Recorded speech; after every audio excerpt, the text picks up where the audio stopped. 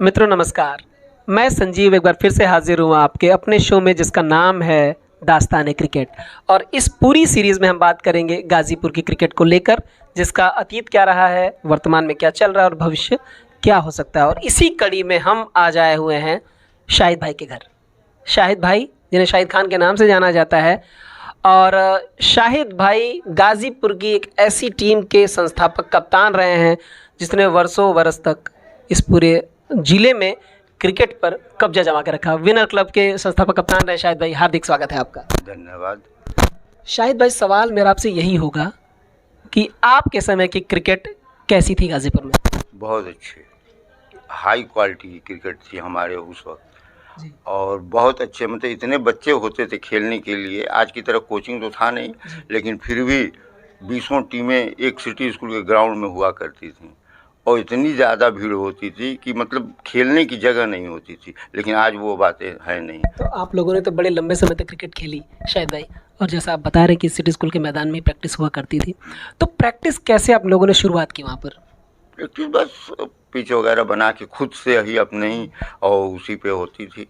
तो कोई सरकारी मदद या मदद कोई नहीं। एसोसिएशन? सब अपना बच्चों से आपस में मिलके जो जिस लायक होता था उससे ले दे के अपना, किसी बड़े हो सीनियर हों उनसे लेके गेंद वगैरह सब कुछ अपने खुद इंतजाम होता था। कोई भी व्यवस्था नहीं थी। तो सारे खिलाड़ी आप सीनियर मिलके खुद से सारा कुछ अरेंज किया करते थे। शायद भाई, अभी के दौर में अगर देखें, गाज़ीपुर की बात अगर हम करें तो गाज़ीपुर में ढेर सारी क्रिकेट एकेडमी हैं। आपके टाइम पे आप लोग खुद से क्या करते थे, बिना किसी सरकारी मदद के या एसोसिएशन के मदद के बिना? आज तो बहुत ज़्यादा है जी। बहुत ज़्यादा, हर जगह अंतर एकेडमी है। अंतर क्या है शायद भाई? बस अंतर ये कि उस वक्त हर बच्चा खेलता था, जी। हर बच्चा शौक से खेलता था। आजकल जो खेल रहे हैं उनके माँ बाप इस काबिल हैं, वही बच्चा खेल पा रहा है, न कि हर बच्चा जिसके पास हो एकेडमी का फीस जमा करने के लिए, किट हो, हर कुछ हो, वो बच्चा खेल पाएगा। ये नहीं कि हम लोगों की तरह कि उठाए चलो सिटी स्कूल में खेलना है और एक से एक बच्चे भी होते थे। लेकिन आज वो दौर नहीं रहा, आज वो दौर है। शाहिद भाई, एक बड़ा दर्द है आज के खिलाड़ियों में देखा जाए तो, या मैं जब मिलता हूँ पुराने खिलाड़ियों से भी, कि प्रतिभा की कमी तो नहीं रही कभी भी गाज़ीपुर शहर की अगर हम बात करें या पूर्वांचल क्षेत्र की बात करें। ऐसा क्या कारण हो सकता है कि गाज़ीपुर से एक भी खिलाड़ी आज तक उत्तर प्रदेश का प्रतिनिधित्व नहीं कर पाया? उसका कारण एसोसिएशन और कुछ नहीं। सीधे सीधा अगर वो लोग ही आगे आएंगे तब तो एक प्राइवेट आदमी या इस तरह का आदमी तो कुछ कर नहीं सकता। जी। तो मेन एसोसिएशन वाले ही नहीं कुछ किए, कुछ भी नहीं। बस बैनर पोस्टर, ये होगा वो होगा, ये रजिस्ट्रेशन कराओ वो कराओ, बस बात ख़त्म हो गई। साल गुजर गया। एक उस वक्त जो है जीसीए के नाम पे एक टूर्नामेंट, पूरे साल में एक टूर्नामेंट होता था, बात ख़त्म। तो ये कब की बात आप कर रहे हैं, कब आपने स्थापना की थी विनर क्लब की? विनर क्लब तो हम 81 में 81। अच्छा। तो उसी 81 में आपने क्लब की स्थापना की और उसके तुरंत बाद इंडिया वर्ल्ड कप जीत गई। तो क्या क्रेज रहा उस टाइम पे क्रिकेट का? क्रिकेट का क्रेज बहुत हाई था, आज के दौर से भी ज़्यादा हाई था। जी। आज बहुत है, टीवी पे है, लेकिन उस वक्त ग्राउंड में होता था। निश्चित रूप से। शायद मैं पिछले सवाल की तरफ जाना चाहूँगा। मैंने इसलिए ये बात की 83 वर्ल्ड कप की कि उसके बाद पूरे देश में क्रिकेट का जो जुनून चढ़ के बोला है लोगों को, और लोगों ने ढेर सारी अच्छी क्रिकेट खेली है। उस वर्ल्ड कप के बाद की बात अगर करें तो शाहिद भाई, क्या उस समय भी तो ट्रायल होते होंगे एसोसिएशन के? तो चयन का पैमाना क्या रहा? बस बताया तो कि यहीं चयन हो, यहीं सब कुछ खत्म हो जाए, चुने भी जाए बच्चे, बहुत बच्चे चुने जाए, देहात तक के बच्चे आते थे, सब हो, लेकिन सिर्फ फॉर्मेलिटी होती थी, न कि कुछ और हो कि भेजा जाए। टीम बनती थी तो उसमें कुछ 11 बच्चे हुए, उतने टीमों बना, इनसे उनसे ये सोर्स वगैरह लगा के कोई हो गए, बात खत्म। मतलब उसके बाद कुछ आगे जाने का कोई भी वो नहीं था, मतलब कोई तरीके थे ही नहीं, सिर्फ यहाँ बस। यानी आप मानते हैं कि अगर बीसीसीआई या यूपीसीए द्वारा मदद मिली होती, तो मतलब आप ये मानते हैं कि अगर एसोसिएशन से मदद मिली होती, बीसीसीआई या यूपीसीए ने ध्यान दिया होता, तो यहाँ के बच्चे भी ऊपर तक खेल पाते? जो यहाँ से खेल के गए, जैसे कॉलेज वगैरह में वो खेले, लेकिन वो भी कॉलेज तक ही सीमित रह गए। हाँ, यूनिवर्सिटी और कॉलेज तो लोगों ने खेला है यहाँ खेला, एक से एक लड़के थे पूरे शहर की, सिर्फ विनर ही क्लब में नहीं, और भी सब टीमें थी, जो कि बहुत, मतलब आज अब क्या कहा जाए, उस वो दौर याद है आज भी कि उस दौर के उस तरह के बच्चे इस वक्त नहीं दिख रहे हैं। जी, आपने तो उस दौर से क्रिकेट देखी जब शुरू हुआ था गाजीपुर में। गाजीपुर में उससे भी पहले से था, ऐसा नहीं, उससे पहले भी अच्छा था और बढ़िया था, और हमको लग रहा है कि गिरावट आती चली गई। अच्छा, उससे पहले भी हम लोगों से पहले जब हम लोग छोटे थे तो हम लोग जाते थे देखने, तो वो क्रिकेट का स्तर और ऊपर था, हमारे दौर से भी ऊपर स्तर था उस वक्त। तो ये धीरे धीरे डी ग्रोथ होता गया गाजीपुर क्रिकेट का, और निश्चित रूप से कहीं ना कहीं जो जिम्मेदारी आपने बताई कि जिम्मेदार यहाँ के पदाधिकारी रहे हैं जिन्होंने भरपूर ध्यान नहीं दिया। नाम सिर्फ एक कॉलम में बस कौन कौन खेलेगा ये होगा, डिस्ट्रिक्ट की टीम बन गई, गए नहीं गए, इनको चुन लिया गया, उनको चुन लिया गया, बस हो गया काम, फॉर्मेलिटी होती थी और कुछ नहीं होता। मैं दर्शकों को ये भी बताना चाहूँगा कि आपके दौर के कुछ अच्छे खिलाड़ियों के नाम जो आप बता पाएँ कि उस दौर में कौन ऐसा था जो आपको लगता है कि आज भी वैसे बल्लेबाज, गेंदबाज या विकेट कीपर गाजीपुर में नहीं है, ऐसे दो चार नाम। और हमारे आपसे भी पहले, हमसे पहले अगर आपको याद हो। हम बहुत से लोग थे। एक ज्ञानेंद्र सिंह हुआ करते थे स्टार क्लब से, ब्रजेंद्र सिंह होते थे, दोनों भाई थे, बहुत अच्छे प्लेयर थे, बहुत अच्छा। और इस शहर के वो लोग तो बाहर के थे लेकिन यहाँ खेलते थे। और उसके बाद भी यहाँ अख्तर नाम के एक बॉलर थे, उस वक्त 11 स्टार हुआ करती थी मोहम्मदाबाद की टीम के, वो बहुत पसंद आते थे। ऐसे तो बहुत से थे, किसका नाम। अच्छा, अगर आपको एक रेटिंग देनी हो कि गाजीपुर का अब तक का सबसे बेहतरीन बल्लेबाज कौन रहा है, तो आप किसका नाम लेना चाहेंगे? सबसे बेहतरीन बल्लेबाज आपकी नज़र में? हमारे दौर के हिसाब से बता सकते हैं। अंसार को देंगे, अंसार अहमद मिसरू, बहुत अच्छा बैट्समैन था।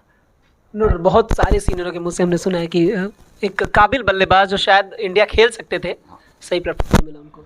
बहुत अच्छा, वैसे बहुत अच्छा। और उस तरह कीपर वगैरह है तो एक मन्नू तिवारी हुआ करते थे, मन्नू, वो अपने दौर का एक वो था।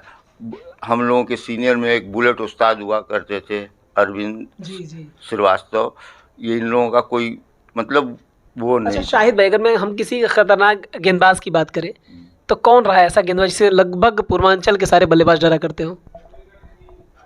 हमारे दौर के हिसाब से जब हम लोगों की टीम चलती थी तो हमारी टीम का खुद ही एक बॉलर था, संजय सिंह जी, उसका कोई मुकाबला नहीं था किसी बॉलर में। तो क्या उन्हें हम अब तक का सर्वश्रेष्ठ गेंदबाज मान सकते हैं गाजीपुर का?